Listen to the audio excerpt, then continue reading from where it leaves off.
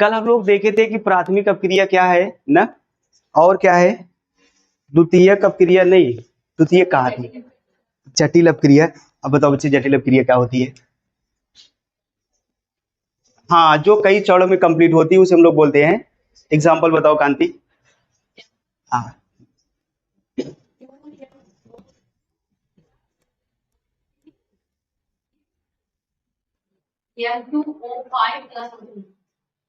हाँ तुम बताओ जटिल अपक्रिया।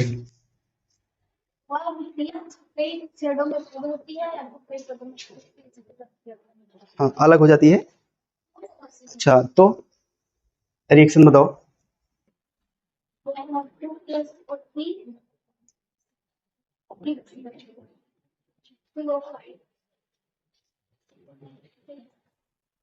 अनु बताओ प्रारंभिक अपक्रिया बताओ, प्रारंभिक अपक्रिया।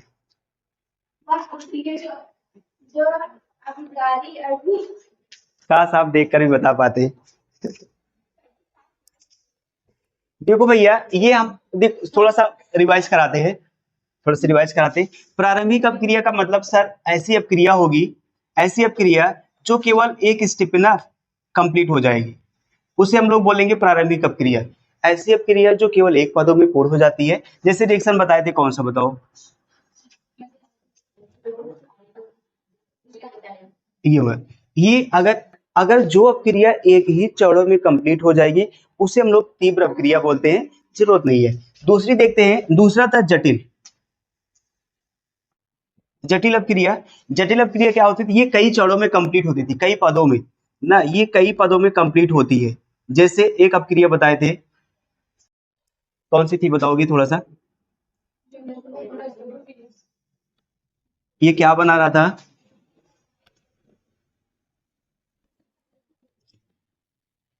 यहां पर दो लगा दोगे, ठीक है। अब देखो यहाँ पर ये एक ऐसा रिएक्शन है, N2 प्लस O3, ये बना रहा था N2O5।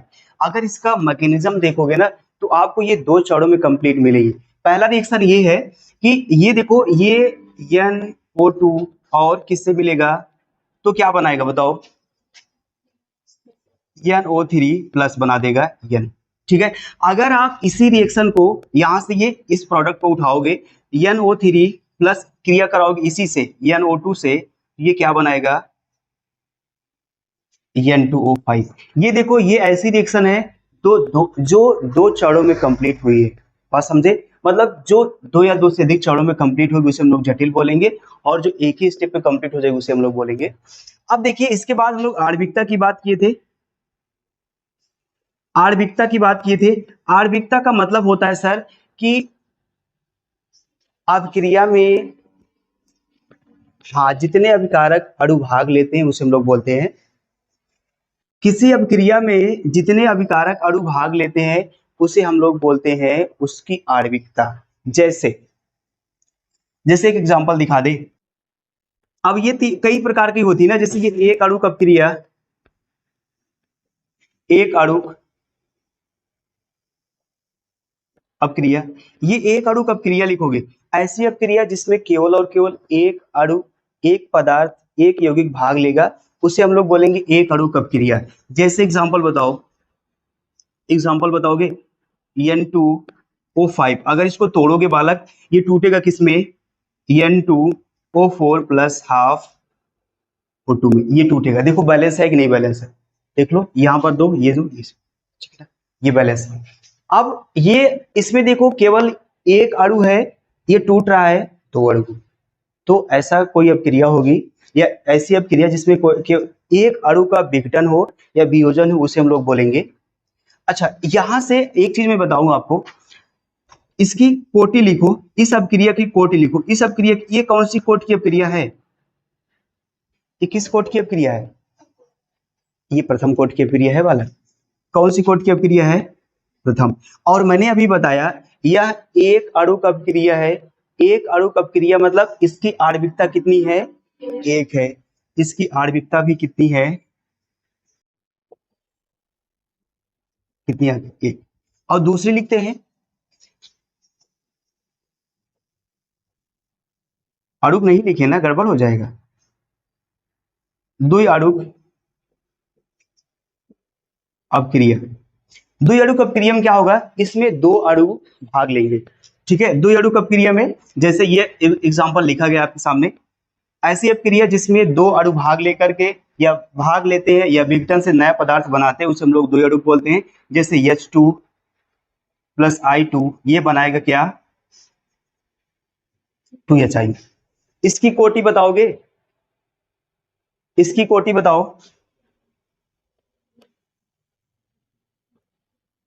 ये द्वितीय कोटि की अपक्रिया है। द्वितीय कोटि की अपक्रिया आपको नहीं पढ़ना, मैं पहले बता दूंगा, पहले आपको बता चुके हैं। और इसकी आणविकता देख रहे हो ना, द्विअणुक अपक्रिया आणविकता कितनी होगी, आणविकता कितनी होगी इसकी, 2 होगी। एक लिखते हैं,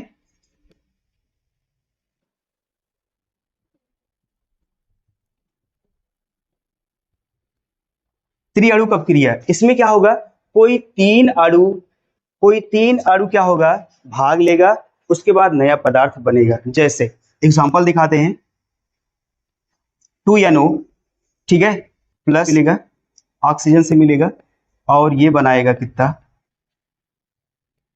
2NO। ठीक है, देखो ये कैसा रिएक्शन है, ये नाइट्रस ऑक्साइड है, ये दो अणु मिलकर के ये बनाता है 2NO, नाइट्रिक ऑक्साइड। तो यहां से इसकी आप कोटि बताओगे, कोटि, इसकी कोटि कितना है, कोटि, ये तृतीय कोटि की अपक्रिया है और इसकी कोटि कितना है, 3। और आणविकता आप बता दो कितना है, इसकी 3 है। आणविकता इसकी कितनी है, आणविकता 3 है। अच्छा, अब यहां से मैं जो आपको बताने वाला हूं और जहां आपको ले चलने वाला हूं, यहां से आप देख रहे हो सर, आणविकता 1 है तो कोटि, आणविकता 2 है तो, आणविकता 3 है तो, क्या ये सीरियल, वही वाला सीरियल, क्या ये क्रम हमेशा चलता रहेगा कि बदल भी सकता है, चलता रहेगा पक्का। कहने का मतलब सर, इसमें हम ये देख रहे हैं कि अगर प्रथम कोटि की अपक्रिया है तो आणविकता भी 1 आ रही, द्वितीय कोटि की अपक्रिया है तो आणविकता भी द्वितीय आ रही, तृतीय कोटि की अपक्रिया तो क्या हो रहा है, यहाँ पर आणविकता भी कितनी आ रही है, 3 आ रही है। तो सर कोटि और आणविकता में अंतर क्या है, ये तो बताना चाहिए। अगर सब सेम आ रहा है, क्योंकि देखो कोटि का है, का पे ओप मात्रा है, टाटा पे छोटी मात्रा है, कोटि है, आणविकता है, तो अंतर तो होना चाहिए, अंतर तो आना चाहिए। हम आपको यही अंतर बताने वाले इस, ठीक है, आगे बात समझे। हम आपको ये बताएंगे अपक्रिया की कोटि और आणविकता में अंतर। तब तक यहाँ आपको कुछ कंफ्यूजन दूर कर देते हैं, क्योंकि ये तो आप लिख लिए, हाँ सर ऐसा होता है, समझ गए। देखो ये मैंने बताया बहुत पहले, आपको बता दिया सर, ये रिवर्सिबल रिएक्शन है, मतलब इधर से पकड़ोगे तो भी हो जाएगा, इधर से पकड़ोगे तो भी हो जाएगा। लेकिन जब ये रिएक्शन, यही रिएक्शन 2HI ये ऐसा हो जाए, ये बन जाएगा H2 प्लस I2, ये रिएक्शन भैया चेंज हो जाएगा, ये अपक्रिया की कोटि बदल जाएगी। ये कौन सी कोटि की अपक्रिया है, हाँ पीछे कहते भैया, पीछे अगर दोहराए रहोगे ना, याद किए रहोगे, तो आपको आगे वाला बहुत विधिवत समझ में आएगा, मजा बहुत आएगा, इसको समझ लीजिएगा। और पता लगा आप पीछे वाला भूल रहे हो, अब देखो ये इसी का उल्टा है, मैंने आपको पहले बता दिया सर, इसको इधर करोगे उधर करोगे दोनों हो जाएगा, लेकिन अगर उल्टा कर दोगे तो रिएक्शन या कोटि चेंज हो जाएगी और आणविकता भी चेंज हो जाएगी। देखा देखा देखा, पीछे देखा, पीछे देखो पीछे,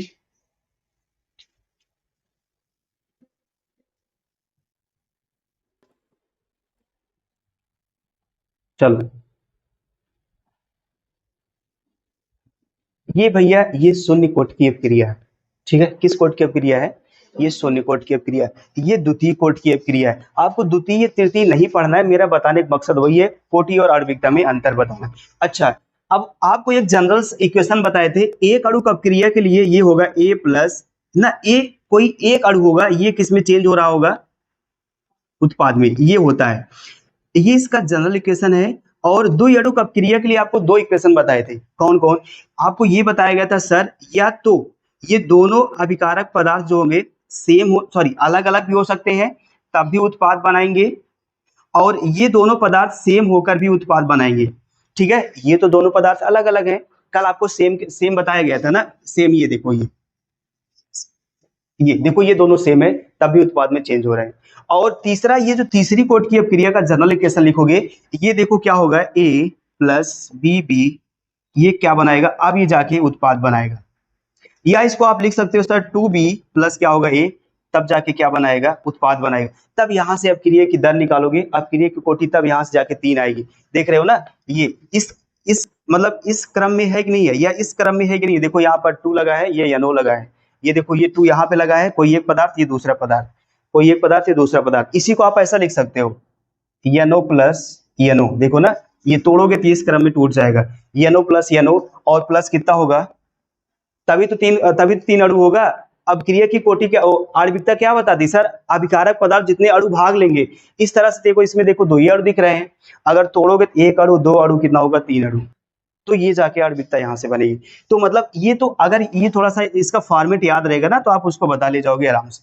तो हम लोग आगे चल रहे हैं, आपको ये बताइए अब क्रिया की कोटि और आणविकता में क्या होता है, अंतर क्या होता है, इसको बताने वाले। तो हेडिंग बनाओ, एक एक चीज लिखते हैं, आप भी लिखोगे।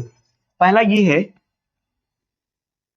पहला ये है, अपक्रिया की कोटि शुरू से लिखते हैं।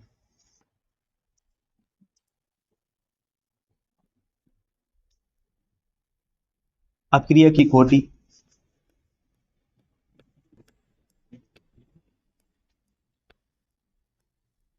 अपक्रिया दर और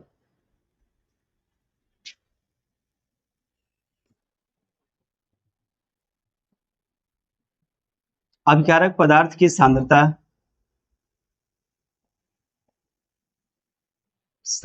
के मध्य संबंध को बताती है, संबंध को बताती है। इसमें पहला पॉइंट है,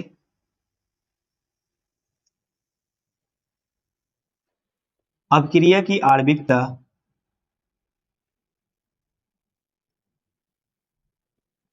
अपक्रिया की आणविकता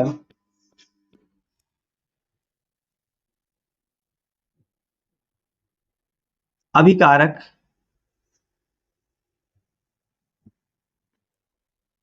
पदार्थों में भाग लेने वाले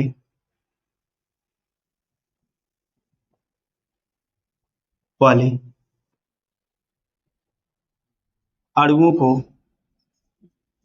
बताती है। ठीक है, पहला पॉइंट हो गया। दूसरा पॉइंट, अपक्रिया की कोटि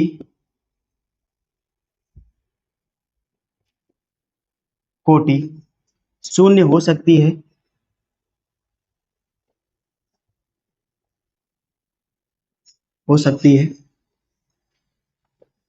आणविकता आणविकता कभी भी शून्य नहीं हो सकती। तीसरा पॉइंट,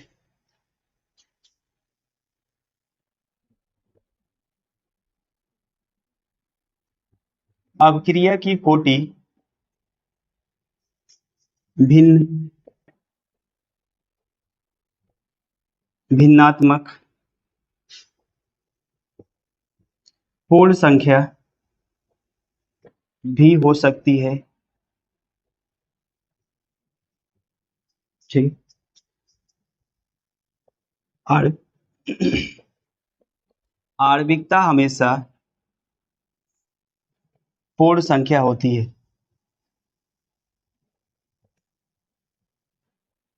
ठीक है, और चौथी बात, अपक्रिया की कोटि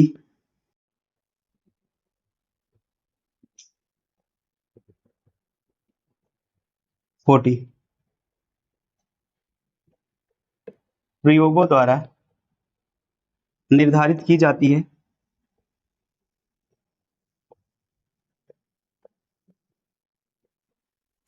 आणविकता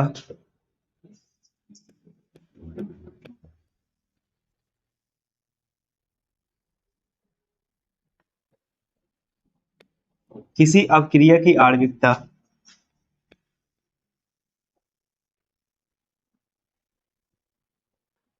प्रायः देखकर बताई जा सकती है।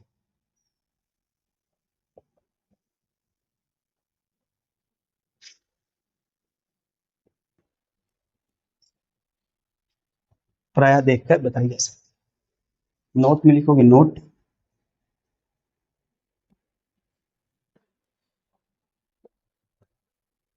जरूरी नहीं है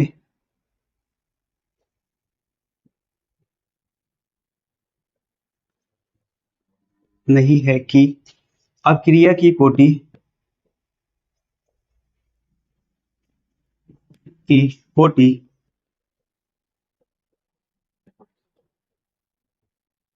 अपक्रिया की कोटि और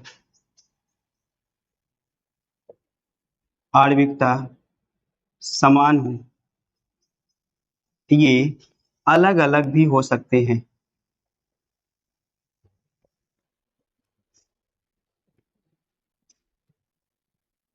भी हो सकते हैं, जैसे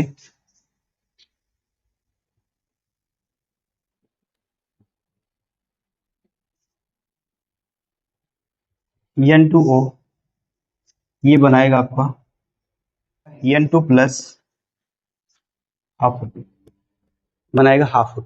यहाँ पर कोटि, इसकी कोटि क्या है, शून्य है, और आणविकता क्या है,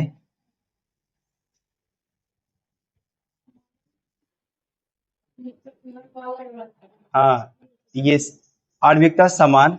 जरूरी नहीं है कि आणविकता की कोटि और सॉरी जरूरी नहीं है कि अपक्रिया की कोटि और आणविकता समान हो ना, समान हो, ये अलग अलग भी हो सकते हैं। जैसे एग्जांपल मैंने आपको दिखा दिया, लिख लिए,